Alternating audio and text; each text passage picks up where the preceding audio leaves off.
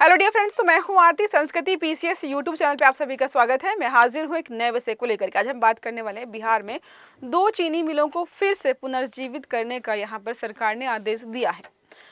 काफी लंबे समय से हम जो है चीनी मिलों के बारे में पढ़ रहे हैं, जिसके माध्यम से बोला जाता है किसानों को लाभ होगा, वहां के लोगों को लाभ होगा, चीनी की जो मिल मालिक है उनको भी लाभ मिलेगा, साथ में रोजगार भी जनरेट किया जाएगा। तो आज के आर्टिकल में हम समझेंगे बिहार की कौन सी 2 चीनी मिलें हैं जिनका जो है जो है कह सकते हैं जीवन या उनको फिर से शुरू करने का यहाँ पर प्रयास किया जा रहा है।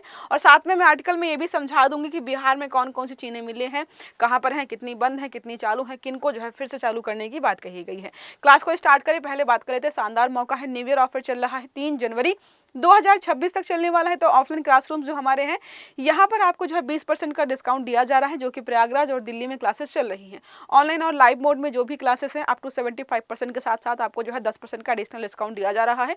नंबर लिखा हुआ है 9555124124 या आप विजिट कर सकते हो sanskritis.com की वेबसाइट पर। टॉपिक पर आते हैं वापस। तो सरकार ने क्या बोला है, बिहार सरकार ने कि लंबे समय से जो चीनी मिलें बंद है उनमें से 2 को सिलेक्ट किया गया है।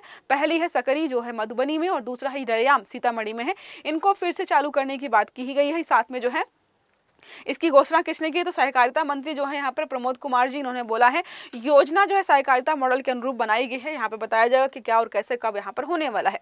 बात करते हैं चीनी मिल पुनरुद्धार योजना के बारे में। तो सरकार जो है लगातार प्रयास करे कि जितनी भी चीनी मिलें हैं, कुछ चीनी मिलें ऐसी हैं जो कि जो है अंग्रेजों के समय की है और बंद हो गई हैं।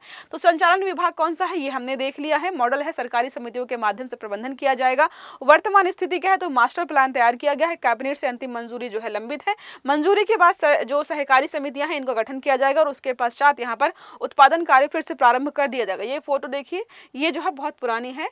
अब बात करते हैं योजना का उद्देश्य। ये अलग अलग सरकारी जो है बिहार में जो चीनी मिले हैं उनका जो है आपको लोकेशन दिखाई देगा। जैसे यहाँ पर है, यहाँ पर ये सारी जो भी आपको इमेजेस दिखाई दे रही हैं, ये सारी जगह हैं जहाँ पर चीनी मिले हैं। कुछ बंद हो गई हैं, कुछ चल रही हैं और कुछ को जो है फिर से ठीक करने या शुरू करने की बात की गई है।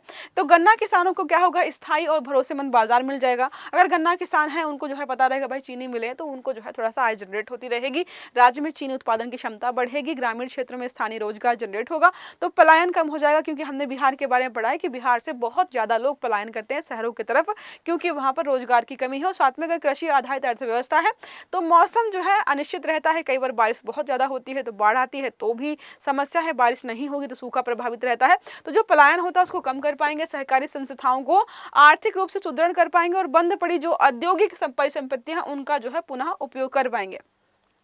तो किसी ने बोला था कि बिहार में जगह नहीं है तो औद्योगिक इकाइयां हम नहीं लगा पाएंगे, तो एटलीस्ट जो पहले से लगी हुई उनका तो पुनरुद्धार कर दें। हम बात करें किसानों के लिए रणनीतिक महत्व क्या है, तो गन्ना उत्पादक जो भी किसान हैं मिलों के नजदीक पहुंच पाएंगे, साथ में समयबद्ध भुगतान होगा, परिवहन लागत में कमी आएगी। अब सोचिए जो है मिल जो बंद, यहाँ पर मान लीजिए कोई गाँव है, यहाँ पर खेती किसानी हो रही है गन्ना की, पहले यहाँ पर 2 मिलें थी लेकिन वो बंद हो गई हैं। जो दूसरी मिल है ये यहाँ पर है, तो किसानों को यहाँ पर जाकर के अपना गन्ना जो है बेचना होता है। तो ये समस्या है, ये जो परिवहन लागत बढ़ रही थी वो कम हो जाए, क्योंकि उनके पास ही यहाँ पर गन्ना मिल जाएंगी। साथ में बात करते हैं ग्रामीण अर्थव्यवस्था पर क्या प्रभाव पड़ेगा, कृषि आधारित उद्योगों का विकास होगा, पलायन में कमी आएगी, सहकारिता आधारित आय मॉडल को हम बढ़ावा देने की बात कर रहे हैं।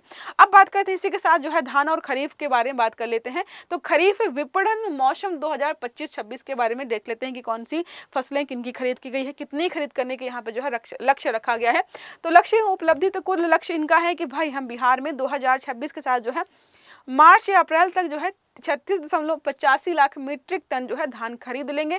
अभी इन्होंने 9.53 लाख मीट्रिक टन खरीद लिया है। लाभार्थी एवं भुगतान की बात करते हैं तो लाभान्वित किसान 1.32 लाख होने वाले हैं।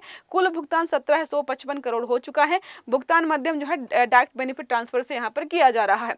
क्रियान्वयन के बारे में बात करते हैं तो क्रय एजेंसियां यहाँ पर 6620 पैक्स समितियां हैं जो कि लगातार खरीद कर रही हैं। खरीद की अंतिम तिथि यहाँ पर रखी गई 28 फरवरी 2026। मतलब जो है सरकार ने वहाँ के जो भी जिले के अधिकारी सबको बोल दिया है कि जो खरीफ फसल की खरीद है वो सारी जो है पूरी हो जानी चाहिए 28 फरवरी तक, और किसानों को सारा पैसा उनके अकाउंट में मिल जाना चाहिए 48 घंटे के अंदर। शिकायत निवारण के लिए जिला स्तर पर यहाँ पर कंट्रोल रूम बनाए गए हैं। भंडारण अवसंरचना का विस्तार किया गया है।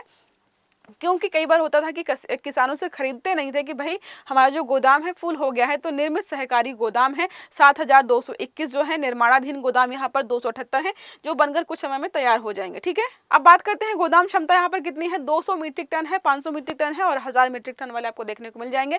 पैक्स का सशक्तिकरण किया गया है। पैक्स यहाँ पर होते हैं जो खरीदने वाली चीजें होती हैं। सीएससी के माध्यम से 300 प्लस सरकारी व डिजिटल सेवाएं यहाँ पर स्टार्ट की गई हैं। अब तक का कारोबार अगर हम देखते हैं तो 5 करोड़ से ज्यादा का हो चुका है। सदस्यता विस्तार 2 जनवरी से यहाँ पर की जा रही है। सभी पंचायतों में जागरूकता अभियान भी चलाए जा रहे हैं। अब बात करते हैं कृषि प्रसंस्करण एवं मूल्य संवर्धन के बारे में। कृषि प्रसंस्करण होता है कि कोई भी रॉ मटेरियल है, आप आलू ले लीजिए, आलू का जो है, आलू से हमने चिप्स बना दिया, वो प्रसंस्करण हो गया। तो यहाँ पर बात कर रहे हैं तो वर्तमान में संचालित योजनाएं 25 ऐसी योजनाएं हैं जहां पर किसानों का सामान खरीद करके उनका प्रसंस्करण किया जा रहा है, तो किसानों को भी आय मिल रही है और वहां पर नई नई औद्योगिक इकाइयां लग रही हैं। बिहार राज्य सब्जी प्रसंस्करण एवं विपणन योजना चलाई जा रही है। 114 प्राथमिक सब्जी उत्पादक समितियां हैं। सुविधाएं क्या है, cold storage, dry cold storage जो है, ग्रेडिंग पैकिंग यूनिट्स हो गई और प्रोसेसिंग यूनिट्स हैं। मुंगेर जिले के 5 ब्लॉकों में नई नई संरचनाएं बनाई जा रही हैं। प्रस्तावित नई नई योजना यहाँ पर क्या क्या और भी लगाई जा रही है। मेगा फूड पार्क, हमने अभी बात की है गन्ने की, नई चीनी मिलों के बारे में और जो फूड के लिए जो सब्सिडी दी जाती है उसके बारे में बात की है। अब हम बात करते हैं बिहार में और कौन कौन सी योजनाएं प्रस्तावित हैं। तो मेगा फूड पार्क है, ये भी जो है खाने पीने की चीज़ों से संबंधित है। कृषि प्रोसेसिंग यूनिट्स लगाई जाएंगी।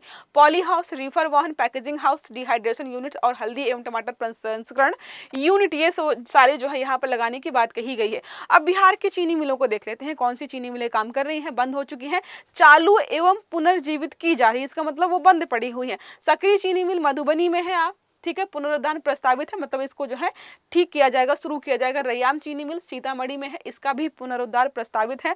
हरिनगर चीनी मिल पश्चिम चंपारण में है, चालू है ऑलरेडी।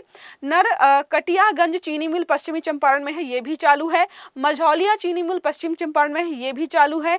सुगौली चीनी मिल पश्चिम चंपारण में, ये भी चालू है। सिद्धवलिया चीनी मिल गोपालगंज में है, ये भी चालू। अब बात कर लेते हैं बंद पड़ी चीनी मिलें, क्योंकि भविष्य में सरकार इन्हीं को फिर से जो है पुनर्जीवित करेगी। बात करते हैं, पहली है लौरिया चीनी मिल, पश्चिमी चंपारण में बंद पड़ी है। बगहा चीनी मिल, ये भी पश्चिमी चंपारण में बंद पड़ी है। बरौनी चीनी मिल बेगूसराय में है। हसनपुर चीनी मिल समस्तीपुर में है। बिहटा चीनी मिल पटना में है और वारिसलीगंज चीनी मिल नवादा में है। नेक्स्ट है मोतिहारी चीनी मिल पूर्वी चंपारण में। तो हमने क्या देखा, सबसे ज्यादा चीनी मिलें कहाँ पर, बिहार में, पश्चिमी चंपारण में है। कुछ मैक्सिमम जो है बंद है और कुछ उसमें चल रही है।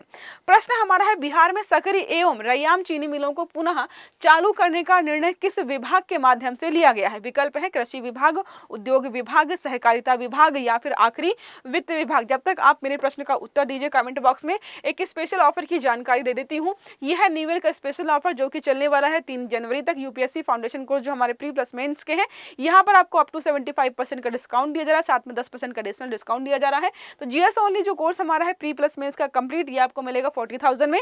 बात करते हैं GS plus CSAT plus compulsory English का पेपर और प्रीलिम्स के टेस्ट सीरीज के साथ बैच आपको मिल जाएगा कितने में, 50,000 में। नंबर है 9555124124 या फिर आप विजिट कर सकते हो sanskritIAS.com की वेबसाइट पर। आई होप आपको वीडियो अच्छा लगा होगा, और वीडियो अच्छा लगा तो लाइक करना है, चैनल को सब्सक्राइब करना नहीं भूलना है, ताकि इस प्रकार के सभी आर्टिकल्स आपको समय रहते मिल पाए। तो अच्छे से पढ़िएगा। Have a good day, thank you.